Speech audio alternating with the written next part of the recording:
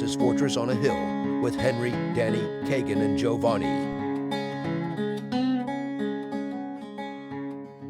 Welcome to Fortress on a Hill, a podcast about U.S. foreign policy, anti-imperialism, skepticism, and the American way of war.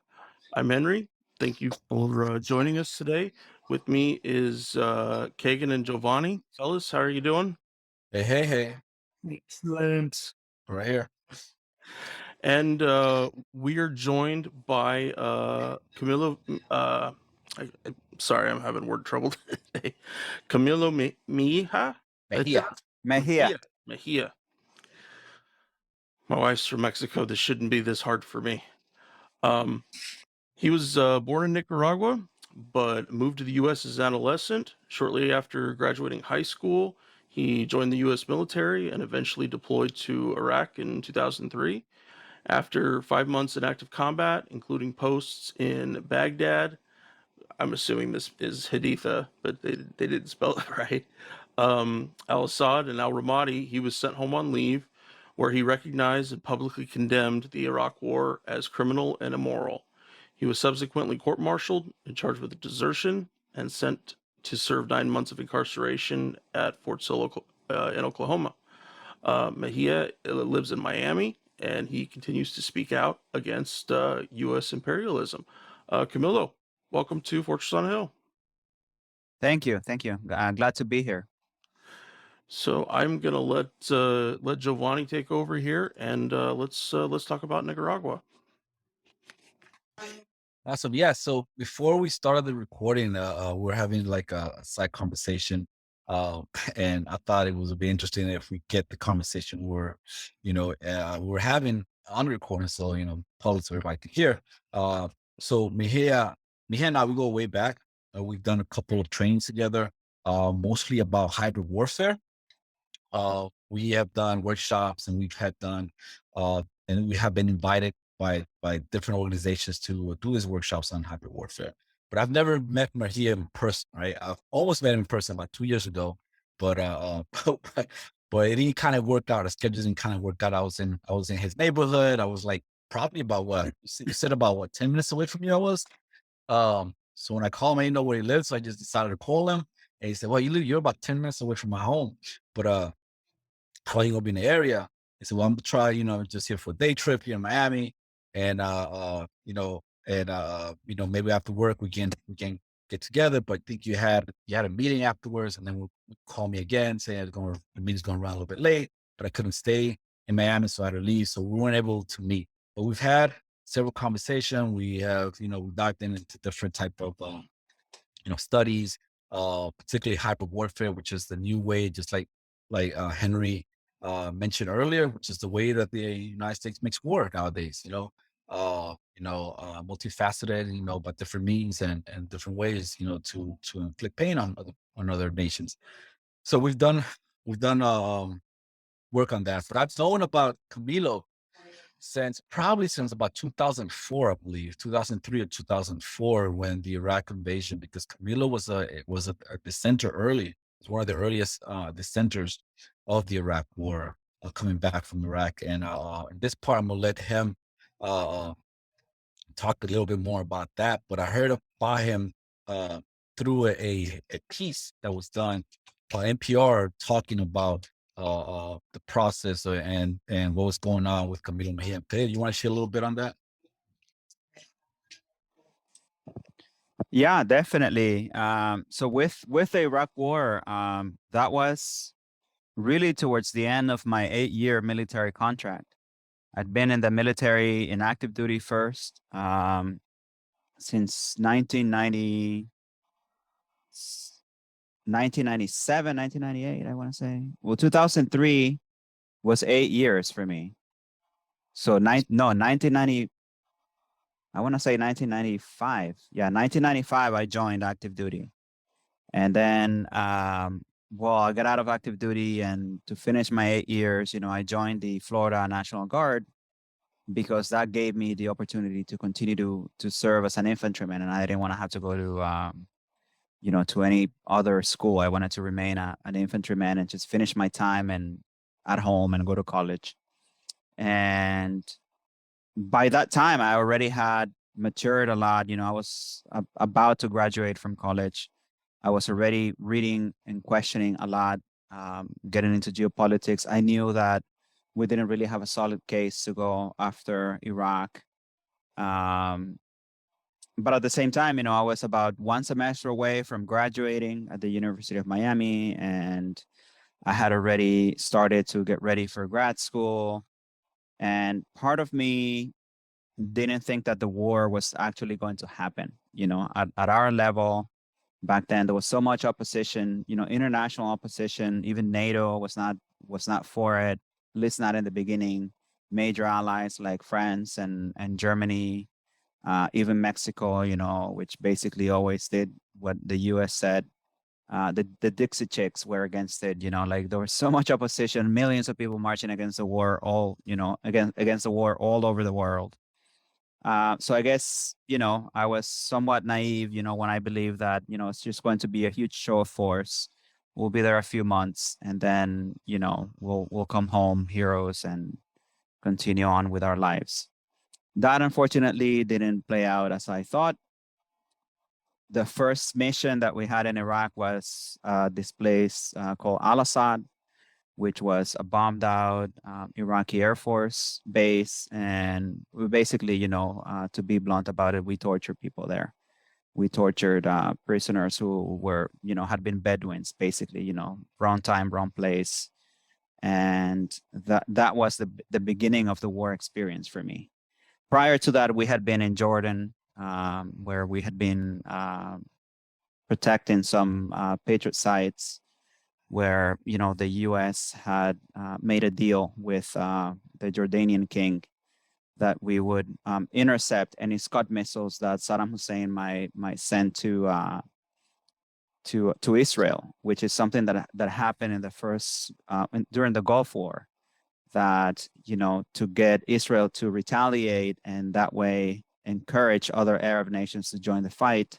So this time around, the U.S. said to the Jordanian king, let me use your desert as a staging ground, and I'll set up some Patriot missile sites on your territory and intercept any Scud missiles that Saddam Hussein might want to launch that might fall in your territory. So we had this secret deal with the Jordanians, and our first mission was to basically protect these missile sites. But then after that, very soon after the war started, we went to Iraq. I want to say April. Yeah, April, May. We arrived in Iraq. We spent some time at Baghdad International, and then from there we went to Al-Assad. And then at Al-Assad, that was the first mission. So from that point on, obviously my opposition to the war is not only political, only ideological, only based on what I had read, but now we're in it, right? And we're torturing people. It's not something we're reading about. This is not some news analysis. This is not something we're reading on a magazine.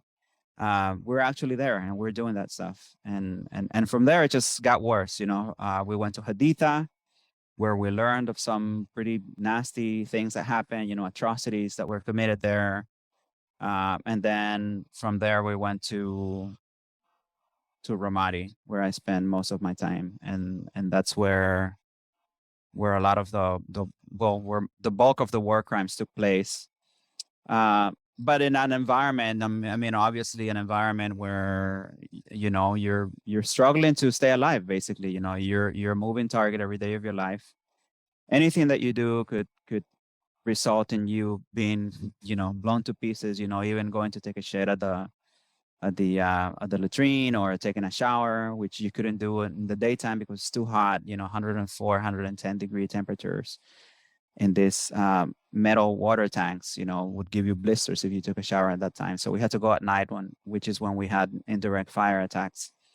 And so in an environment like that, you don't really think morally that much. I mean, I did to some degree, but you're trying to foresee where the next attack might come from, and you're trying to keep your men alive.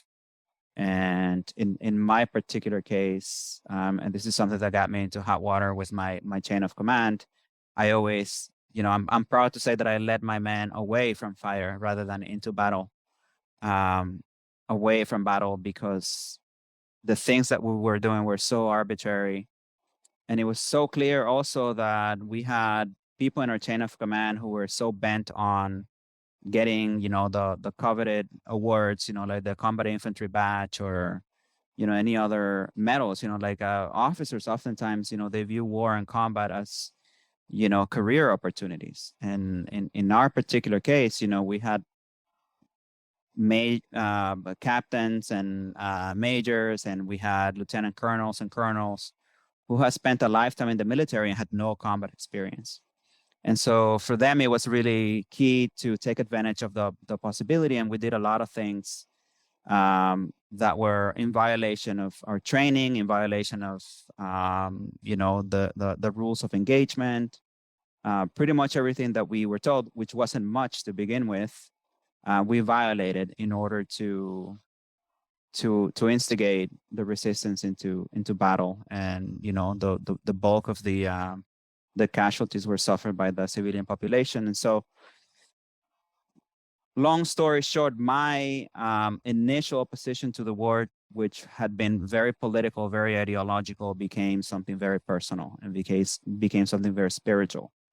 And that's one of the things that I think that's tearing us apart, once we get home, is the moral injury, the things that we do that violate our moral code, which is, this written law that we have that guides, our behavior, our conscience, and violating that moral contract that we have with ourselves is what I think that's what getting a lot of people more than post-traumatic stress disorder, because I think post-traumatic stress disorder at the end of the day is a fear response, to a very traumatizing event.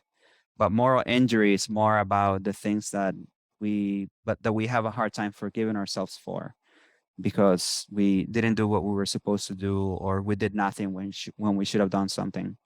So coming home for me just basically gave me the safety and the peace of mind to be able to go back to those moral questions, no longer on survival mode, thinking that, anything that I do would be my last action. And that's when you face your demons, when you're home and, nobody's shooting at you, and, you don't have to deal with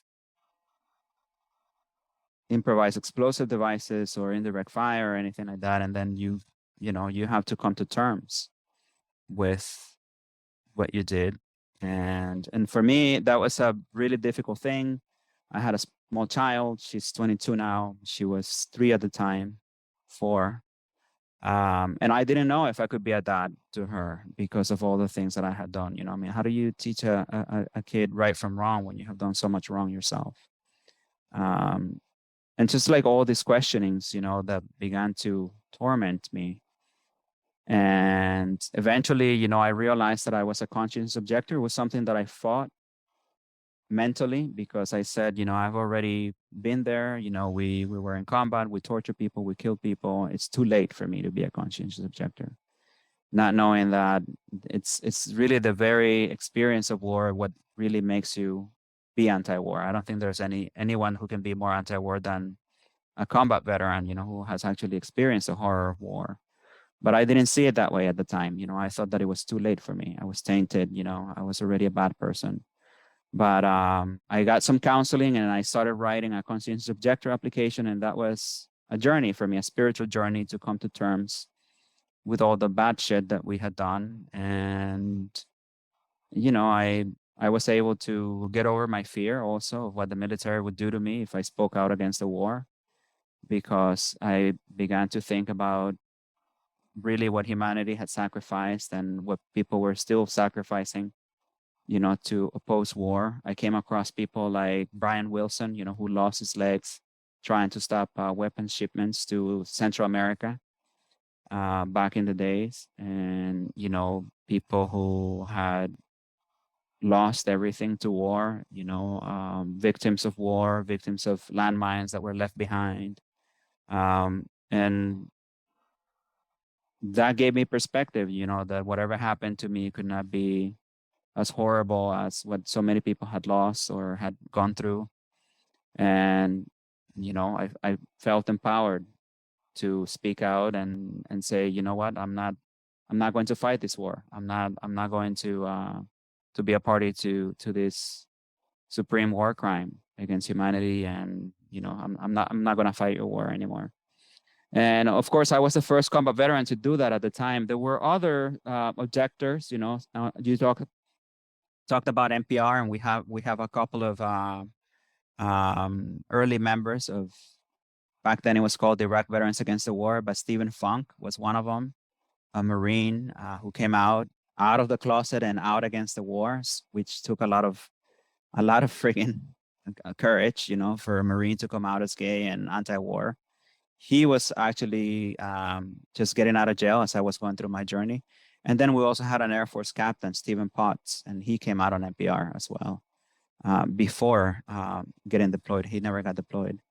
But I was the first one to speak from personal experience and talk about what was going on in Iraq, on the ground in Iraq.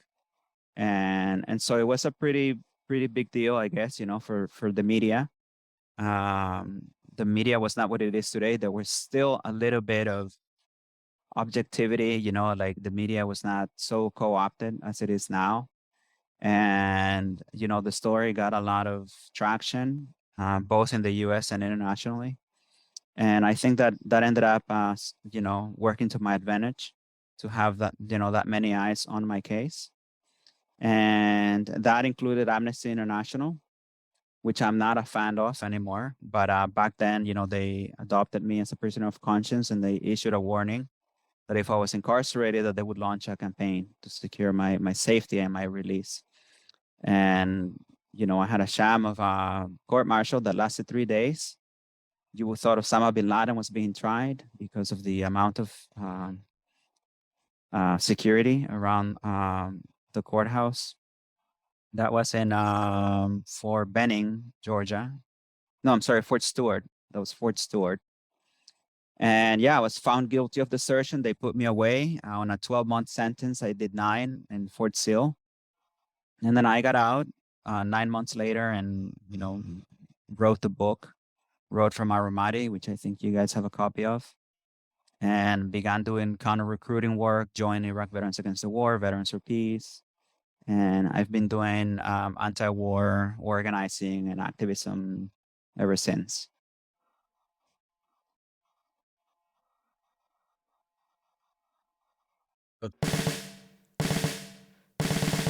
We get asked often what people can do to help support the podcast. One really powerful way to help us grow and reach more people is to leave us a review. You can do that on iTunes, which is the best place to leave a review. iTunes does reach the most people these days. The next best place is Facebook. Go to our Fortress on a Hill Facebook page and look for the Reviews tab. Money is tight these days for everyone, especially in the lingering shadow of COVID. Penny pinching to make it through the month often doesn't give people the funds to contribute to a creator they support. So we consider it the highest honor that folks help us fund the podcast in any dollar amount they're able. Patreons is the main place to do that, and for supporters who can donate $10 a month or more, they will be listed right here as an honorary producer, like these fine folks: Fahim Shirazi, James O'Barr, James Higgins, Eric Phillips, Paul Appel, Julie Dupree, Thomas Benson, Janet Hansen, Tristan Oliver, Daniel Fleming, Michael Karen, Zach H., Ren Jacob, Howard Reynolds, Rick Coffey, and the Status Quo podcast. Your contributions are wonderfully helpful to us. Thank you so very much. However, if Patreon isn't your style, you can contribute directly to us through PayPal at paypal.me/Fortress on a Hill. Or please check out our store on Spreadshirt for some great Fortress merch. And now, let's get back to the podcast. Thank you for sharing that. I was also in that. I was active duty back then as well, and I was actually in Fort Benning. I was in instructor status. I was at the what formerly called School of the Americas, which is they got renamed to Western Hemisphere Institute for Security and Cooperation. I remember reading about your story, hearing about your story through NPR, because I was going through the same thing what you just described, right?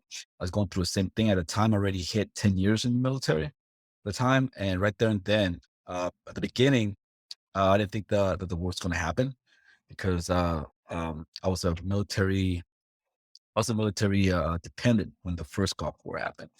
And I was inside of a military base and I saw the deployments. That's how everything ended. And it was about 100 days, et cetera, et cetera. Right? So I figured it was going to be something similar. But but you said mentioning seeing all the resistance, seeing all the protests and everything like that. I didn't think it was going to happen. But when it happened, I was actually when the shock and awe started, I was actually teaching. And my supervisor interrupted my class and to show the students what was happening. And I had a big TV in the classroom and turn on the TV and watch. So the way we would watch all the bombing and everything, right? I was daytime on our side, it was nighttime on their side. And it was like he was so excited and ecstatic about it, like as if we won the Super Bowl, and I recall thinking as he was being so emotional, so excited about it, so happy about it, that was happening. I recall thinking about, am I surrounded by psychopaths? That's psychotic, And right then, that's when I decided that I couldn't continue in the military. At the time, I was 10 years in the military already, so it was like right at the hump. 10 more years, I would have been retired. But at that time, I decided that that would be my last investment, and that was it. Yes. Yeah. Anybody else want to share before we continue? Want to add anything? I wonder about the experience of the soldiers that were under you when you came out, when that what our leaders do really matters. Even it affects us deeply. And I would ask, is are you still in touch with any of those guys? Did they what did they say about that period of their lives, in terms of you as a leader, and what your choice to dissent did? I mean, was how did they view it? Yeah, definitely. I actually had a very interesting experience with two of them about a month ago. No, actually 2 months ago. We went to a firing range. I hadn't seen this guy since 2003, 2004, around that time, and we reconnected. And I said, yeah, let's get together, let's do something. And they said, let's go to a firing range. So I wasn't really sure if how mad they were at me, if they were gonna try to shoot me or something. But no, we had fun. We had a really great time. Mixed feelings, to be honest with you, because obviously we were very, very close in Iraq. We went through a lot of shit together, combat, we survived a lot. We did a lot of bad shit together. But there was also a sense of betrayal from the chain of command and from the entire war experience as well. So one of them did not, it was two of them. We were in touch on the phone with a third. Two of them were okay with the whole thing. One of them was still somewhat angry, because to him, once you're wearing the uniform, that's it. If you're wearing the uniform, you do what you're told, whether you like it or not, and that's the end of it. And he holds a lot of resentment towards me, but he also holds a lot of resentment towards the military, because he does not. He's messed up, I think he's on 100% disability, and he has severe post-traumatic stress and other issues as well, from our service in Iraq. Prior to that, my contact with people in my unit was in the context of the court-martial, where people from my squad came and testified. And again, mixed feelings, because we had been very close. very close to each other and survived a lot of shit, gone through a lot of shit together. I think that there's a sense that I did what I did because I felt that I had to, that I was always a person who was questioning everything. You know, if we were given an order, for instance, to engage a civilian vehicle for crossing a line, you know, en route to a hospital, I would say we're not doing that. If you want to open fire, that's the order. You won't get in trouble. If you disobey that order, you could get in trouble, but I'm not going to open fire because I have to live with this shit. You know, we're the ones pulling the trigger, and this is a hospital route. And lo and behold, we have families go through that route.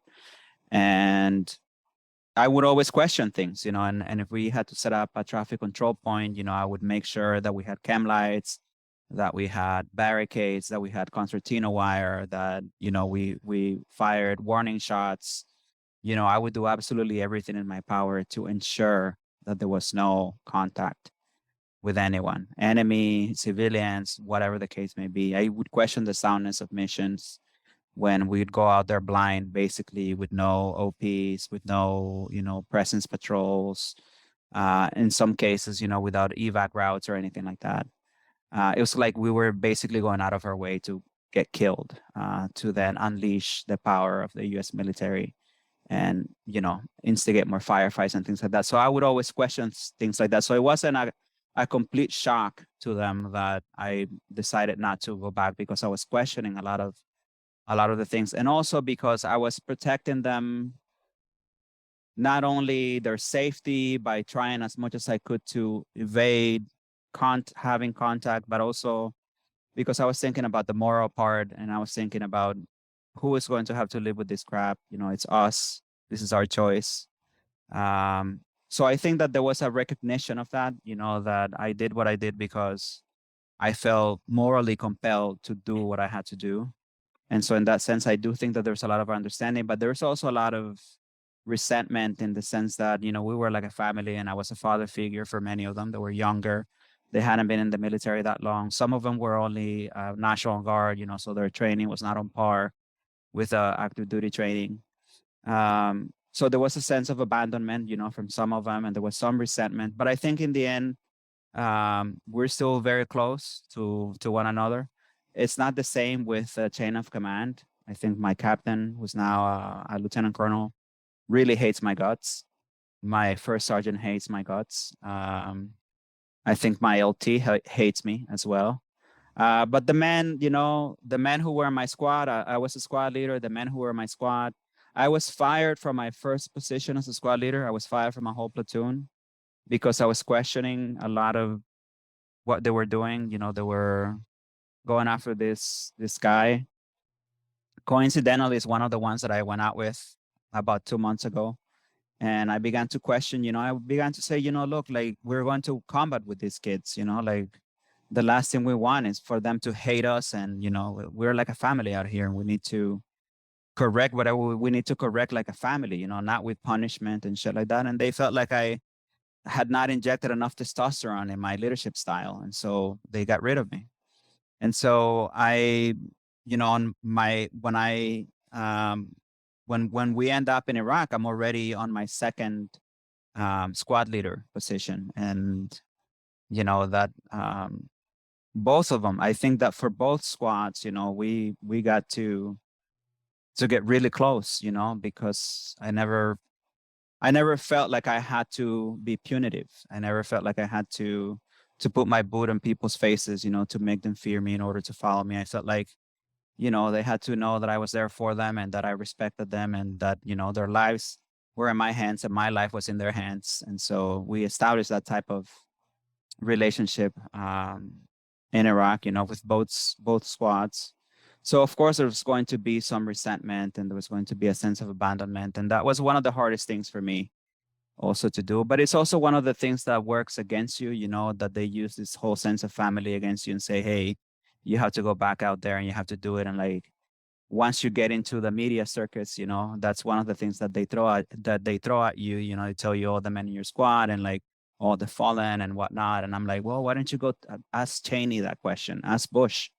that question, ask Rumfeld, I didn't put them in that situation, but at the end of the day, we have to live with our choices. We have to live with the things that we did or that we failed to do. And that's a personal choice. I feel like we committed a lot of war crimes. We did a lot of harm to the Iraqi people. But I would never judge any of the men that I served with, because the choice that I made was a very personal choice. And I respect that they stayed. I respect that, many of them felt the same way that I felt. But, they had this sense of duty that said, while you're wearing a uniform, you have to do what you're told and you have to stay. And I respect that. I disagree with it personally. I think that, you could bring this into any war where there have been war crimes. You could bring this to Nazi Germany. You could bring this into, Mussolini's military. You could bring this into, any situation where there have been horrible atrocities. And, what soldiers will say is, we're following orders. That's not good enough for me. And that wasn't good enough for me back then. It's not good enough for me now. But I think I've made my peace with it. And I think the men in my squad have made their peace with it. And I think we're okay now.